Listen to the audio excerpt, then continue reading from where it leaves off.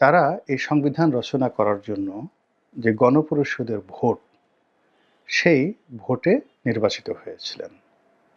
যদিও সেটা পাকিস্তান জমানাতে ছিল, কিন্তু এদেশের জনগণ তাদেরকে ম্যান্ডেট দিয়েছিল যে আপনারা একটা সংবিধান রচনা করবেন।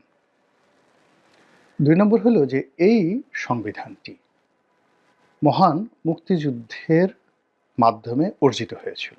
অর্থাৎ যারা রচনা করেছিল তাদের জনগণের ম্যান্ডেট, আর জনগণের ম্যান্ডেটের পরে একটা মহান মুক্তিযুদ্ধ, এবং এইরকম মুক্তিযুদ্ধ যুদ্ধ করে পৃথিবীর খুব অল্প দেশে হয়েছে।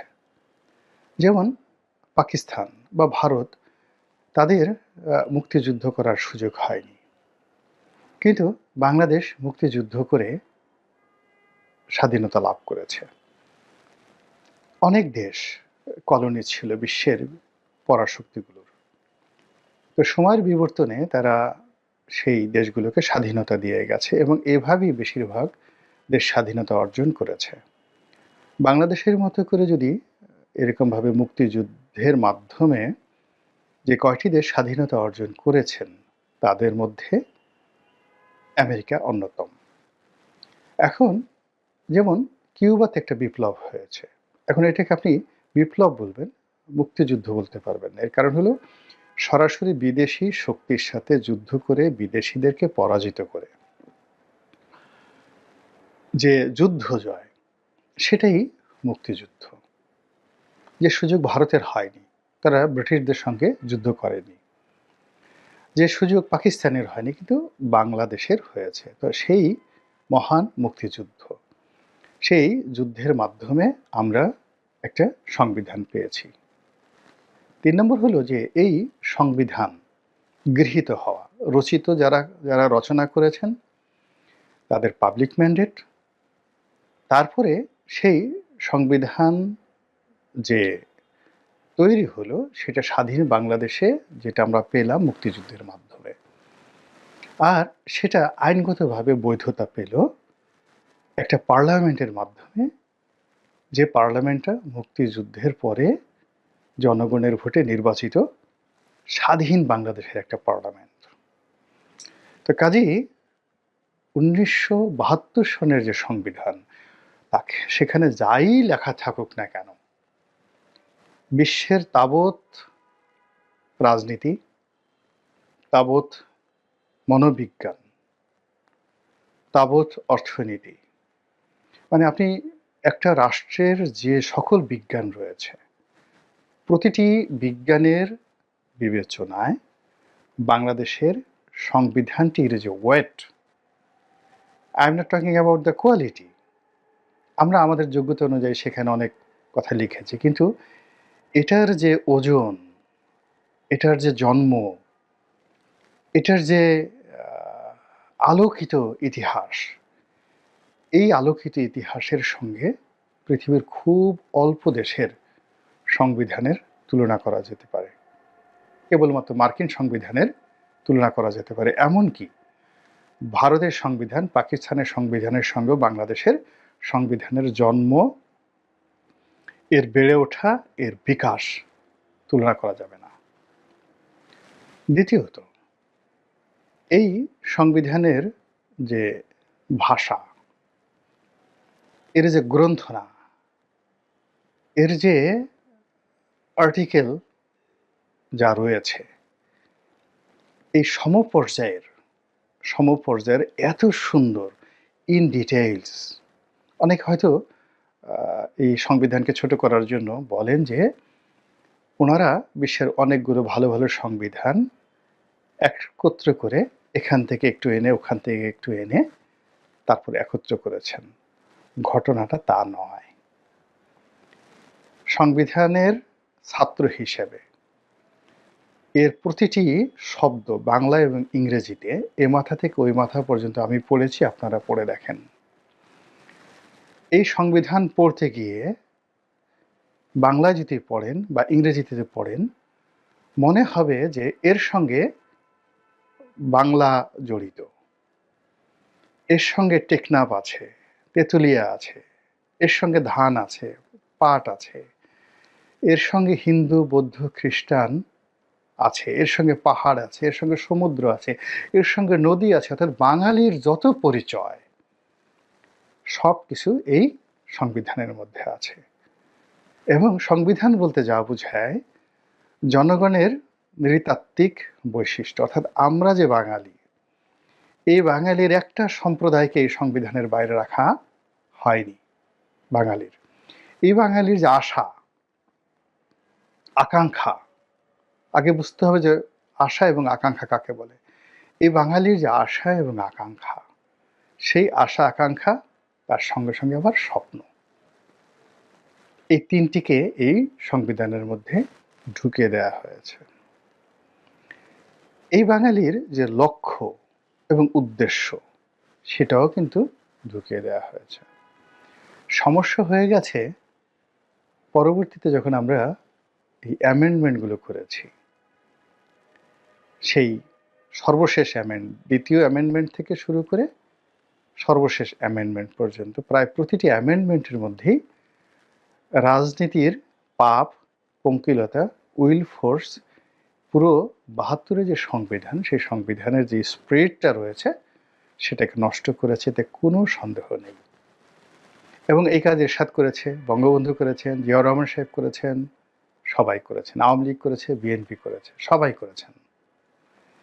কিন্তু আমাদের যে মূল ৭২ যে সংবিধান, এ এক অনন্য মাস্টারপিস। এইরকম মাস্টারপিস আমি অন্ততপক্ষে ছাত্র হিসেবে অনেক বড় বড় লাইব্রেরিতে অনেক সংবিধান দেখেছি। এরকম মাস্টারপিস হয় না। এখন যারা তরুণ বন্ধুরা, সমন্বয়ক যারা আছেন বা এই সংবিধান কমিটিতে যারা কাজ করছেন, তারা অনেক কথা বলছেন। মানে আমি আইনের একজন ছাত্র, অনেক কথা বলতে পারি, কিন্তু কাউকে ছোট করা, কাউকে অপমান করা এটা আমার লক্ষ্য নয়। তো আমি শুধুমাত্র এটার পজিটিভ দিকগুলো বলছি। তো এখন এই সংবিধানের যে অ্যামেন্ডমেন্টগুলো হয়েছে, বিভিন্ন অ্যামেন্ডমেন্টগুলো হয়েছে, সেই অ্যামেন্ডমেন্টের মাধ্যমে এখানে যত রকম টাউটারি আছে, বাটপারি আছে, যেমন রাষ্ট্রধর্ম ইসলাম, বিসমিল্লাহির রহমানুর রহিম সংযুক্ত করা, রাষ্ট্রধর্ম ইসলামকে সংযুক্ত করা, এগুলো মানুষের আবেগকে পুঁজি করা হয়েছে।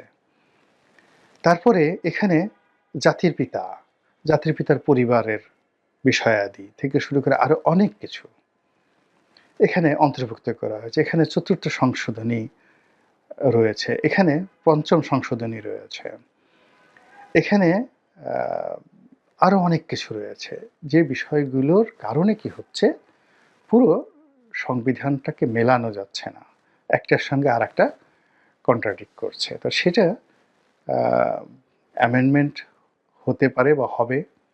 ৭২ সংবিধানে ফিরে যাওয়ার, একেবারে পরিপূর্ণভাবে ফিরে যাওয়ার দাবি আওয়ামী লীগেরও ছিল, কিন্তু আওয়ামী লীগের সেই পরিবেশ বা পরিস্থিতি তারা সৃষ্টি করতে পারেনি, এটি তাদের দুর্ভাগ্য। অথচ তারা যদি সেই ২০১২ সনে এসে ১১ সনে এসে তারা একেবারে পুরো ৭২ সংবিধানে চলে যেত, আজকে আওয়ামী লীগের বিদায়টা এত মর্মান্তিক হতো না, এত নিষ্ঠুর হতো না।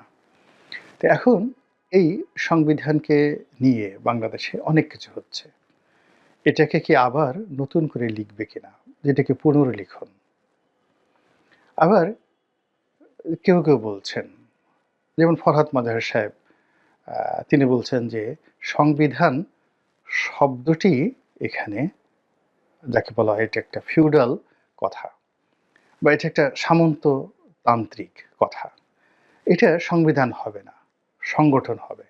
কনস্টিটিউশনের বাংলা সংবিধান হয় না।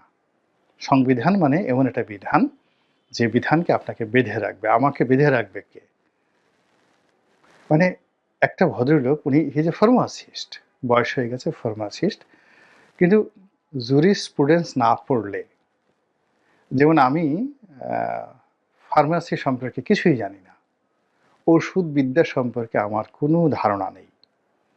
কাজে আমি যদি এখন ফরহাদ মাজাহারের সামনে গিয়ে সেই কেমিস্ট্রি নিয়ে কথা বলি, ওষুধ নিয়ে কথা বলি, ওনার যেমন মনে হবে যে এই অর্বাচীন বালকের গালের উপর কষাই দুটো চড় বসিয়ে দেওয়া হোক, বা বসিয়ে দিতে ইচ্ছা করবে।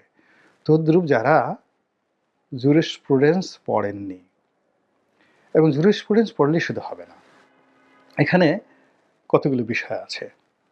আপনাকে প্রথমত সংবিধান কিভাবে তৈরি হয়, কেন তৈরি হয়, এই ইতিহাসটা পড়তে হবে। সংবিধানের সঙ্গে কতগুলো শর্ত আছে, যেমন ইতিহাস, ঐতিহ্য, মানুষের অভ্যাস, চিন্তা চেতনা, এমনকি খাদ্য অভ্যাস, এমনকি একটা মানুষ কিভাবে সঙ্গম করে, কিভাবে সে হস্তমৈথুন করে। এই যে তার যে অভ্যাস, সেই অভ্যাসের ফলে সমাজে যে সকল পাপ হয়, যে সকল পুণ্য হয়, এইগুলোকেও আপনার আইনের মধ্যে আনতে হবে। এখন ফৌজদারি কার্যবিধি ধরেন, দণ্ডবিধি ধরেন, সিভিল ল ধরেন, ল অফ কন্ট্রাক্ট ধরেন, আলটিমেটলি সমস্ত লয়ের যে বন্ধন এবং সমস্ত লয়ের যে গোড়া, সেটা হলো সংবিধান।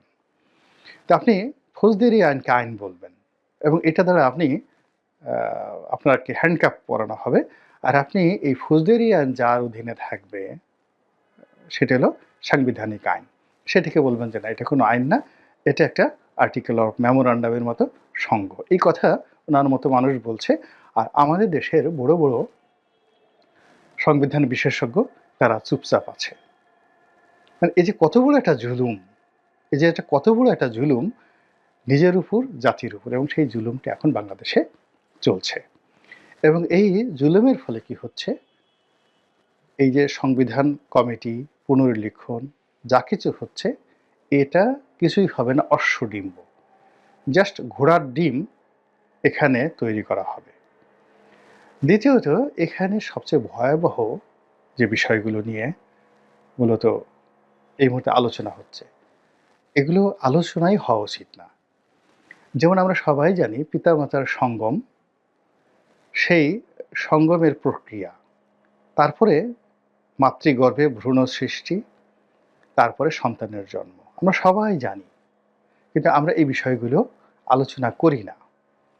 কখনো বাবাকে জিজ্ঞাসা করি না, কখনো মাকে জিজ্ঞাসা করি না কিভাবে এলাম, how it happen, why you have made me, কেন আমাকে এইভাবে তৈরি করেছো, কেন ফুর্তি করেছো, কেন আনন্দ করেছো, তুমি এমন কি কষ্ট করেছো আমার জন্য। এই জিনিসগুলো আমরা বলি না। আমরা বরং জন্মের পরে, পৃথিবীতে আসার পরে আমার মা আমার জন্য কি করেছে, বাবা কি করেছে, এই বিষয়গুলো নিয়ে আলোচনা করি। তো এই যে কৃতজ্ঞ থাকা, গ্রেটফুল থাকা, এই বিষয়গুলো একটা জাতির অস্তিত্বের জন্য, একটা জাতির বেড়ে ওঠার জন্য, একটা জাতির সভ্য হওয়ার জন্য প্রধানতম নিয়ামক। এবং সেই জায়গাগুলোতে এখন আমরা দীর্ঘদিন ধরে আঘাত করতে করতে এমন একটা জায়গাতে আমরা পৌঁছে গেছি যে আমরা সবাই এখন অকৃতজ্ঞ জাতিতে পরিণত হয়ে গিয়েছি।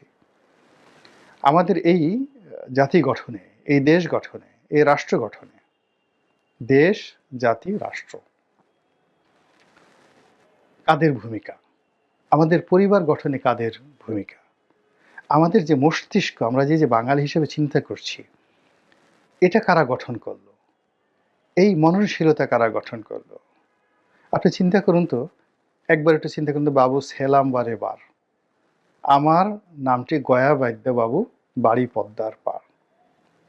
এই যে গানটি যে রচনা করলো, যে সুর করলো, এবং আজকের এই জায়গাতে এনে এই বাঙালির মন মানসিকতাটা কোথায় নিয়ে গেল, পদ্মার ঢেউরে কে তৈরি করলো, কিংবা উজানে গাঙের নাইয়া কে তৈরি করলো।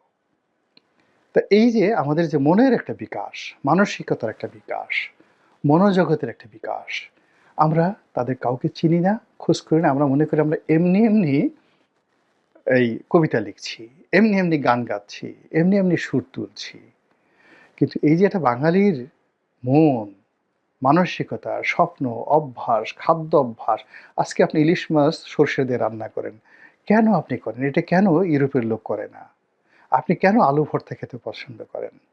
এই যে জাতি গঠন, পরিবার গঠন থেকে শুরু করে আপনার রান্নাঘর গঠন করতে যারা গুরুত্বপূর্ণ ভূমিকা পালন করে আজকের বাঙালিকে এই পর্যায়ে নিয়ে আসলে আমরা সবাইকে আস্থা করে ফেলে দিচ্ছি ডাস্টবিন। অথচ আমেরিকাকে গিয়ে দেখেন যে সেখানে কেএফসির প্রতিষ্ঠাতাকে, কিভাবে সম্মান করা হয়। সে একটা কিচেন, রান্নাঘরকে সে সাজিয়েছে। অত্যন্ত রেসপেক্টেড একজন মানুষ তাদের সমাজে। তা আমরা এই যে এখন আমাদের কোনো জাতির পিতার দরকার নেই। আমাদের কোনো এই দেশের হাজার, হাজার মানুষ আ এই জাতি গঠনে কাজ করেছে। ফলে আ we must have hundreds of founding fathers. তা আপনি একসাথে যদি ১০০ জনের আব্বা ডাকেন, জিনিসটা কেমন হয় বলেন তো? ১০০ জনকে আপনি আব্বা ডাকতে চাচ্ছেন এবং আপনাকে মানে আপনার ফাউন্ডেশন করতে ১০০ জন পিতার আপনার আ কি বলবো? বলবীর্য আপনাকে প্রতিষ্ঠা করার পিছনে ১০০ জন পিতার বলবীর্য কাজ করেছে। এটা আপনাকে বলার সঙ্গে, সঙ্গে আপনি কি করবেন? আমার টুটি চেপে ধরবেন। তেমনি রাষ্ট্র, যুদ্ধ, সেনাবাহিনী, তারপর বিদ্রোহ, বিপ্লব, এখানে সব জায়গায় একটা সুপ্রিম কমান্ডার থাকে। ওয়ান নেতা একজন হন, আর বাকি সবাই তার কর্মী। এটাই হলো যুদ্ধের বাস্তবতা। বিশ্বাস হয় না? কনফুসিয়াস পড়ে দেখেন, সানঝু পড়ে দেখেন, আর্ট অফ ওয়ার পড়ে দেখেন। অনলি ওয়ান লিডার পড়ে দেখেন শি হুয়ান টি, তার জীবনী, পৃথিবীর প্রথম সম্রাট। পড়ে দেখেন সারগনের যে রাজ্যনীতি, সম্রাট সারগন। সাইরাস কি করে ক্ষমতায় আসলো, সে কি করে এত বড় সাম্রাজ্য পৃথিবীতে প্রতিষ্ঠা করলো, দারায়ুস কি করে গ্রেট হলো, পড়ে দেখেন। এই জায়গাটাতে সিঙ্গেল দ্বিতীয় কোনো লোক থাকে না, একজন হলে ওয়ান, সিঙ্গেল ওয়ান। যুদ্ধের একজনই সেনাপতি থাকে। এখন আমাদের মহান মুক্তিযুদ্ধের সেনাপতি ছিলেন যুদ্ধের ময়দানে জেনারেল উসমানী। এখন আপনি কি বলবেন? তার সাথে ফাউন্ডিং কো জেনারেল ছিলেন অমুক অমুক, বাকি সবাই তার অধীনস্থ ছিলেন।